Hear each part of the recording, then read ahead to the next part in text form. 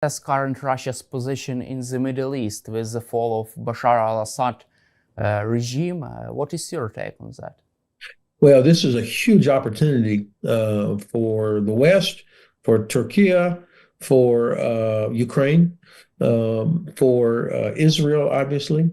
Not only has Russia been exposed as a terrible ally, just like they were not able to help Armenia, they were not able to help save Assad, and they've now lost, it appears that they're losing their Navy base and their air base in Syria.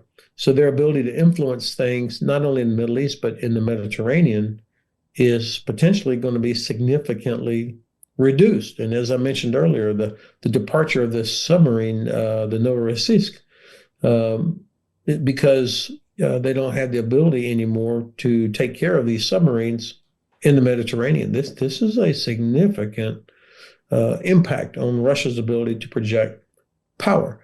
Now, maybe they'll eventually have something in Libya, but you can't just create a new Navy base. I mean, the maintenance, all the things necessary to have a functioning Navy base that's worth something, it will take them a long time to recreate what they had in Syria.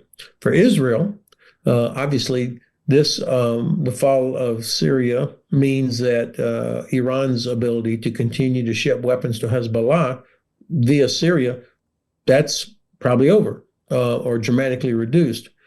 And the Israeli Air Force now has almost a clear, uninterrupted approach to Iran should Israel need to launch strikes against Iran. So a real opportunity here, and I think Turkey is probably the big winner in the region.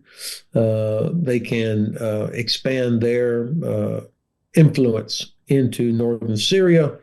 I just hope that the United States and Turkey, our two NATO allies, are, we think, strategically and clever, and that we're clever about how to work with each other, recognizing that Turkey has legitimate interests in this area, and that how we figure out the Kurdish situation will be very important. And then finally, I thought Ukraine was very smart to immediately reach out to Syria and to use the opportunity to become the provider of grain that Russia used to be.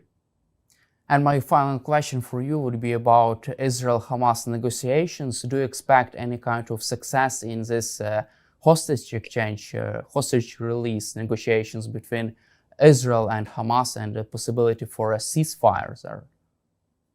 Yeah, this is a great question. I can't tell if this is really a priority for the Netanyahu government.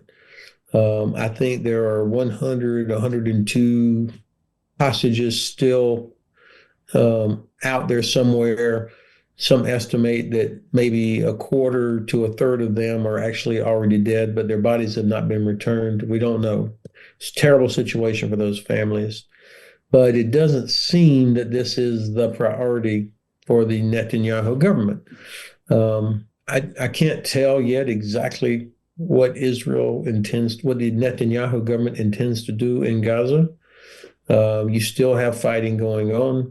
Certainly, Israel has the upper hand here. But I don't know what all they intend to continue doing. I do believe if you ask, why is this war still going on? I mean, hasn't Israel pretty much destroyed most of Hamas' ability to launch attacks? And I think that the Netanyahu government, for now, benefits in a cynical sort of way by Israel remaining at war. Because the tradition in Israel is that whether or not people support the actual government, as long as Israel is at war, people will generally continue to support the government, understandably. So I think that what happens after the war ends, what happens to Netanyahu, is a big factor here. Thank you, General Hodges, for your time and for your support for Ukraine, and glory to Ukraine. Heroam Slava. Thank you very much.